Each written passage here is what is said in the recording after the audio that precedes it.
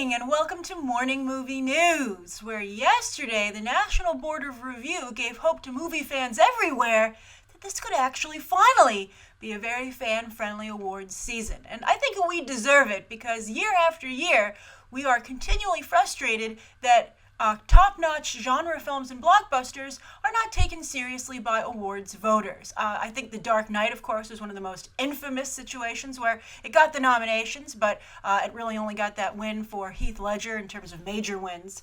And of course, people were so upset that that led to the Academy Awards expanding their Best Picture category to include up to 10 nominees. But all that did was just get more specialty films in there, and it's still the same old that are actually up to win the award, right? I mean, I think expanding the number of nominations has just created kind of like a lip service situation where it's like, okay, you can say you were nominated, but you have no chance of winning. So anyway, this year though, as we've been discussing, award season seems wide open because none of the specialty films have really connected. None of them have a lot of heat.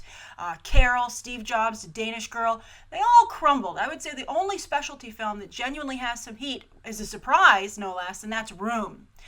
So, and of course, people are hoping that this wide open race will, give Leonardo DiCaprio the win that so many people would like to see. And maybe it will.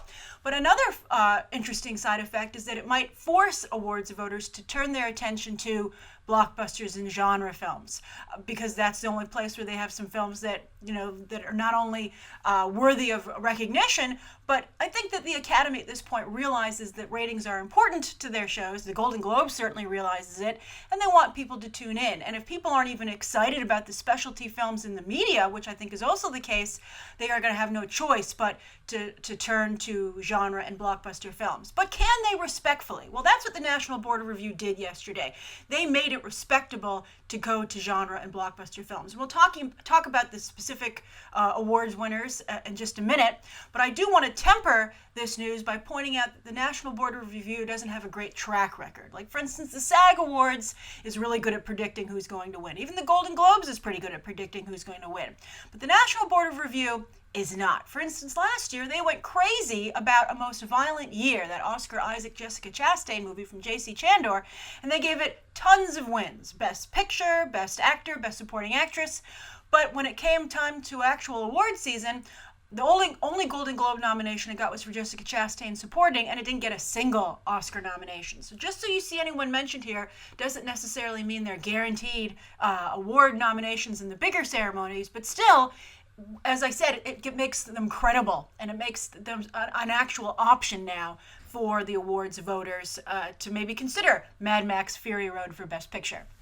Now, that's what the National Board of Review named Best Picture. That's very exciting. That's a huge win for the film. And I think I was talking about this yesterday with somebody, or the other day, and they mentioned that George Miller, the director of Mad Max Fury Road, has a wonderful relationship with awards voters because, as you might recall, Happy Feet did very well. So he's done the tour. He's done the campaigning. He's known to them. They respect him, obviously, because they gave him the win for Happy Feet. So he might be in a little bit of a better position than Christopher Nolan was with The Dark Knight. And I do believe that Mad Max Fury Road is the next genre film after The Dark Knight to be a legitimate awards contender, right? Not just we all liked it, but it's actually a piece of art. Now, interestingly, The Martian was a big winner as well. It took home Best Director for Ridley Scott. DiCaprio fans, you will be upset. It also took Best Actor for Matt Damon. We'll be discussing him later in the show, actually. And Best Adapted Screenplay for Drew Goddard. I don't think Ridley Scott deserves that because I feel like he'd really stepped back for The Martian and didn't have a strong directorial voice. But I think Matt Damon and Drew Goddard definitely deserve those wins, and I would love to see them continue in such a manner during award season. Brie Larson for Room, Best Actress. I think she's almost a lock at this point. Then, interestingly, they gave Sylvester Stallone Best Supporting for Creed. We'll be talking about him later today as well. Jennifer Jason Leigh for Hateful Eight, and Quentin Tarantino for Original Screenplay for Hateful Eight. So that's much needed buzz for Hateful Eight as well, because I don't think it wants to go to the way of all the other specialty films this year, like The Walk, etc., that have just totally, been DOA. Then interesting, there's also some other fan things that I think people will be interested in. Inside Out was named Best Animated Feature, although again, The National Board of Review doesn't have a good track record predicting this category either, but still. And then Abraham Otta got a special shout out, and so did Jacob Tremblay for Room, as two child breakthrough performances. I haven't seen Room, unfortunately. Something came up and I missed the press screening, and I'm regretting that, boy. But Abraham Otta, I feel, deserves to be in the legitimate category. But I think they wanted to give him a shout out. They didn't want to give him the win. Then, interestingly, The Big Short actually got Best Ensemble. I think that's very important for that movie and gives it a little bit of momentum as well. Sicario got a shout out, which that needed. But then, interestingly enough, Straight Outta Compton was named one of the top films of the year. I would agree with that as well. And then also was Creed overall, but it already got a nomination earlier. And so I think people will be very excited to see that. Yes, those are the movies I wanted to point out. So Beast of Donation, The Big Short, and Straight Outta Compton, I think also nice to see them mentioned there. But so don't take this as, Mad Max is now a front runner, but I think is now seriously in play because the National Board of Review was willing to, I think the National Board of Review was willing to go there, and now they've made it okay for other organizations to go there. And if Mad Max Fury Road can pick up a couple of more, wins or at least top 10 lists of the year, it could really at least get a nomination. And as I've said many times, I want to see it nominated for Best Picture and Best Director.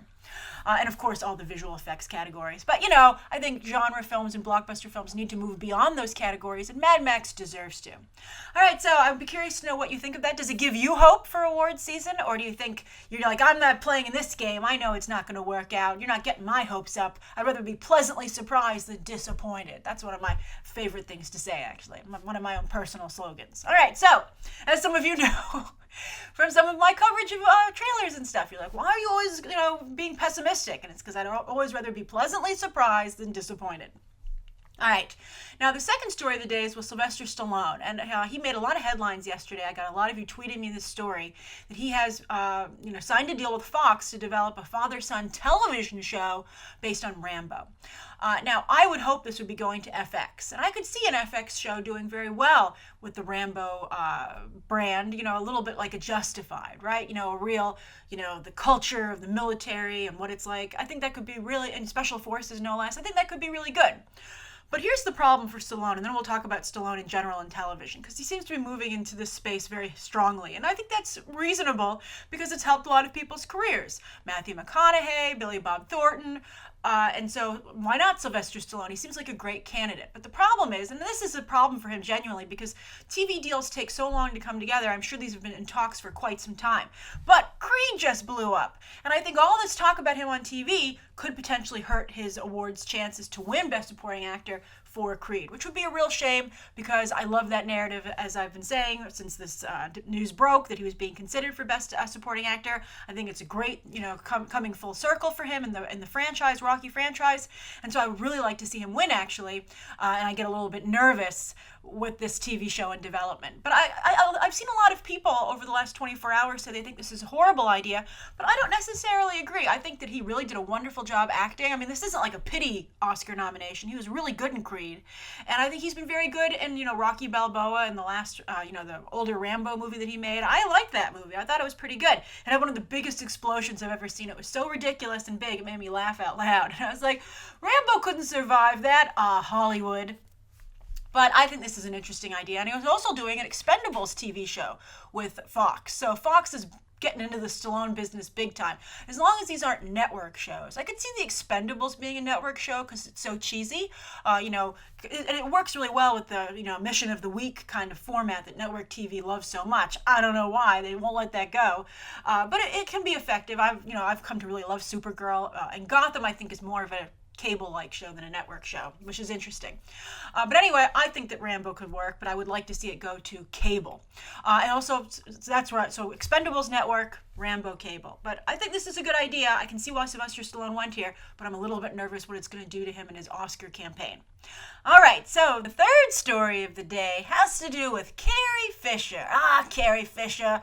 Why do people let you talk? Why isn't Disney watching you more closely? They must know that you're erratic from all the time that you spent on set. I don't understand how anyone could stand to be on set with Carrie Fisher, actually, considering what she's saying about Star Wars. And I think at this point, she's out of control. And if I were Disney, I'd be seriously considering killing off Princess Leia. So let's talk about Carrie Fisher and what seems to be the campaign she is waging against her own meal ticket, right? So let's be honest, because I'm upset with Carrie Fisher, because I think this is really unprofessional and unfair to fans who love the franchise and have loved her character. So Carrie Fisher got Princess Leia because of her parentage, right? She came from very famous parents. Debbie Reynolds, huge movie star, singing in the rain, and Eddie Fisher, who was not only a big singer, but was a tabloid staple because he left Debbie Reynolds and Carrie Fisher to go be with Elizabeth Taylor, who then left him for Richard Burton. So it was just a really crazy whirlwind, gossip situation. The Fisher family was very well known, and therefore Carrie Fisher became a little bit of a name because of it. So then she got Princess Leia, and ever since then, that's been her meal ticket. She goes to a lot of comic book conventions, and you make a decent amount of money doing that, taking photos and signing autographs because they charge you, and then also the comic book convention flies you out for free. So that's a nice little pocket industry for people who appear in genre work, especially people who don't continue to work beyond the heyday of those shows. Just look at who's online, for these autograph events. But also, to be fair, there are some current stars as well, but it's usually sometimes the secondary characters who are like, I could use the extra money, and that's totally, fair, especially when you consider, all the extra charges that, come with a career in Hollywood. You have to pay your team that helps you out, publicists, etc. It's, the salary for actors gets dispersed, I think, a little bit more than you would think, or just talent in general, actually. But anyway, because I'm talking about behind the camera talent too, writers, directors, etc. But anyway, that's why everybody likes Carrie Fisher. And as far as her books like Postcards from the Edge, which was made into a movie with Meryl Streep, that's all because of her Princess Leia background. So I'm just surprised that she would turn on this so strongly. So first she did the whole, don't be a slave like me, Daisy Ridley, and everyone was like, I liked Slave Leia. Slave Leia, she was in a metal bikini, but people wear that all the time these days. I think that's like standard swimsuit wear, especially in Brazil, which is bikini country. But, you see any Sports Illustrated, go to any beach. That's totally the norm. I don't think there's anything wrong with Princess Leia. And, I'm more than happy to talk about stuff like this, as you know, and I'm totally cool with Princess Leia. It's never even occurred to me that, Princess Leia was a problem. I was like, she's supposed to be a sexy character, she's a popular character. It's like, what about Mystique? Although Jennifer Lawrence is ruining Mystique too. It's like certain roles serve certain purposes, and they're beloved by everyone, and they're made to work, right? They move beyond what you assume at first is objectification to become interesting characters. And some people like to show some skin. The only problem is when it becomes everyone, right? So I don't think there's any legitimate complaint against Slave Leia. But she made a big deal about it. But everyone was like, okay, I guess it was wrong to put you in a bikini, Carrie Fisher. Although people have commented about her inappropriate behind-the-scenes stories when it comes to Star Wars. It's not like she was sitting there being like, oh no, not a metal bikini. She just seemed to, I don't know, she just seems like she's looking for stuff to complain about. And she's found something new. Because yesterday, she made a lot of headlines criticizing Disney and Lucasfilm for insisting she lose weight for the new Star Wars movie. She said, this was her joke. She said, they wanted me for the new Star Wars movie, but only 3/4 of me. And I'd be like, 3/4 is pretty good, Carrie Fisher. They could have said they want 2/3 or only a half of you. And I think that's where she comes into trouble. I think she's trying to jump on this whole bandwagon. Maybe it's just for publicity and say, yes, Hollywood is image conscious when it comes to women. Although I think that's a totally invalid argument these days. I think men have just the exact same situation. I mean, for a while there it was touch and go, but I think we've moved past it where, everybody has to be conscious of the way they look. But she said, they wanted me to lose weight and they wouldn't take me if I didn't do it. But here's the thing. I think that it's not so much a situation of, how she looks. Well, kind of how she looks, but not like in a cosmetic way. I think that Carrie Fisher, we all knew this, kind of looked like she was having a lot of problems before she came back on The Force Awakens. And I even commented about the fact that I thought it was wonderful that The Force Awakens, as a side effect, got Carrie Fisher's life back on track, right? She's looking healthier, she's looking more like on point, although apparently that was just a ruse because she's off the rails again mentally. But I think that she needs to realize that it's about looking healthy and looking like, you aren't falling apart. And if they had asked her again to get ridiculously thin, then she could complain about image issues. But I mean, I think that they want her also to look somewhat like the character that she originally played, right? But I still feel that they could have gotten around that if she seemed healthy, right? I mean, she's a general now. She's not running around out as much in the field. She could have gained some weight. But I think that she just looked like, she was eating because she was having problems, right? I mean, that's just kind of like the vibe you got from Carrie Fisher. So I'm kind of annoyed. Also, Carrie Fisher made this ridiculous comment. She said, I hate that losing weight makes me feel good about myself. It's like, it makes everyone feel good about themselves because you're getting healthier. There are a lot of physical problems that come along with having weight problems in terms of like your knees and just your joints. And, it's very destructive to your health and to everything.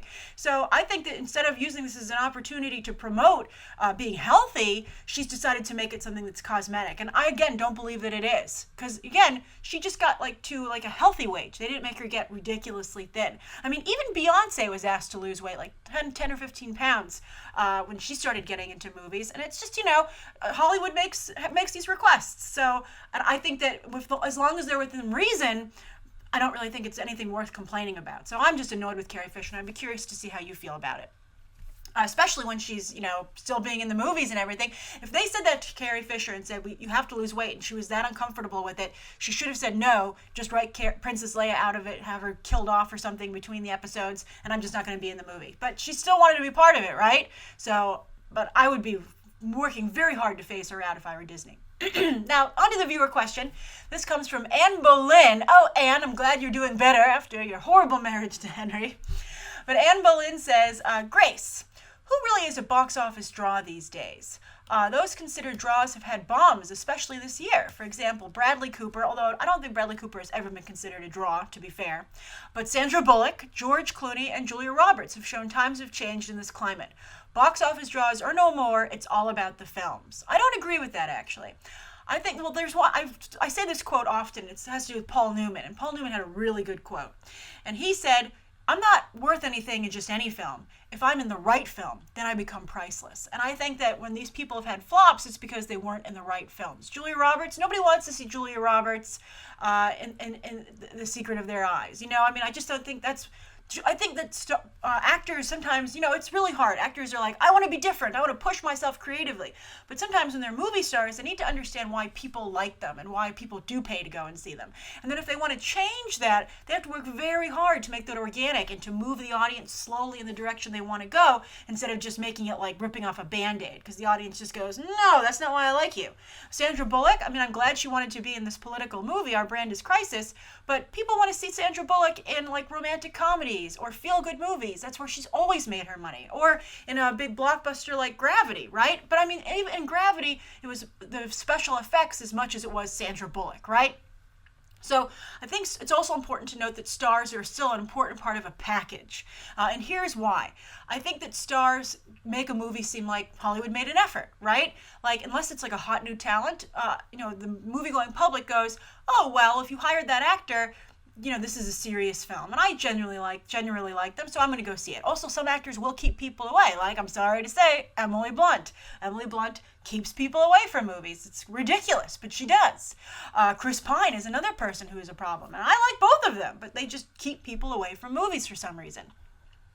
So an actor has to be in the right movie, and sometimes just being in a movie is a little bit like a stamp of approval if they have a good track record and audiences like them. And also, this is very important. An actor needs to get publicity for the movie. So I think today they try and get actors who they know are going to be popular on the talk show, get a lot of magazine covers, sell magazines, because that is important. It's free publicity for the movie, right? And so you want to get people excited about this next project from this person. It doesn't always work out, but I think that's a big thing that actors still bring to the table. Now, I think someone responded to Anne Boleyn. It was this Leonardo DiCaprio fan who was going through the comments being like, DiCaprio is great, don't talk down to DiCaprio, etc. Because I was talking about DiCaprio winning the Oscar potentially because it's a slow year. And that, this person was like, oh, that's disrespectful to DiCaprio. But I do agree with this fan that DiCaprio is like the only box office like consistent draw that's still there. there. I think for the most part, except when he did J. Edgar, for instance, because people don't want to see Leonardo DiCaprio in that type of movie, Leonardo DiCaprio does very well. I think he's definitely a box office draw. And I think he's a little bit like Tom Hanks in his heyday, when people were like, Leonardo DiCaprio always delivers, so I will go and see him in his movies. Matt Damon, as I said, we're going to talk about him again. I think he's approaching that situation himself off of The Martian, and he has the Bourne movie coming up. So I think he very much could become, and I think Matt Damon was a big part of why The Martian did so well. I think he was a draw in that role. That was the right role for him. So that's a very important aspect to that. Then also Jennifer Lawrence. I think Jennifer Lawrence, while she hasn't proven herself at the box office yet, because she's only really been in franchises that already have big followings, I think she definitely gets publicity. She definitely gets headlines. She gets attention for a project. She is a star. She has draw. Kevin Hart, definitely a box office draw. Channing Tatum, I feel not 100%, but somebody that gets publicity for a movie. I think someone that you would feel, I think as a producer, you'd feel a little bit better having these people in your movie. They're a little bit like a safety net, right? So I think that the stars aren't dead. I think that the industry is changing, and I think that there are other things that get people interested in a movie besides stars. For instance, brands, directors like Christopher Nolan, comic book properties are very big, but even then it doesn't always work. And we'll see also, by the way, with Ryan Reynolds. He has been a huge box office poison, like the deadliest for quite some time, and I'm curious to see if if Deadpool can overcome his casting, and also the R rating for that picture, especially opposite Zoolander 2, which is PG-13, and Ben Stiller, I think, still has some star power. And also the cavalcade of stars that are the guest, having cameos in the movie. I think, that's important as well. I think people get very excited about that. Benedict Cumberbatch, Justin Bieber, Billy Zane's supposed to be in there, Kristen Wiig, Will Ferrell. I think that's a really strong cast. That's another thing. Sometimes, while stars are a little weaker, I think if you get a bunch of them together, like Hail Caesar, for instance, that's very exciting as well. So I don't think that stars are dead, Anne. I think that they are serving a little bit of a different purpose, and there are some draws still left, notably Leonardo DiCaprio, Kevin Hart, and I would say Matt Damon as well at this point. And then there are publicity stars like Jennifer Lawrence, Channing Tatum. Angelina Jolie was a publicity star for a while, but she's been off screen for so long and came back in such a ridiculous way with By the Sea that her career needs a little bit fixing up if she's going to get close to where she once was. So anyway, that's today's morning movie news. Thank you for your question, Anne. Thank you everybody for tuning in. Please write down below what you think of today's top 3 stories and that viewer question, your own thoughts on box office draws, etc. And of course, let me know what you'd like to see covered tomorrow and any questions that you might have. Thanks for watching. Bye.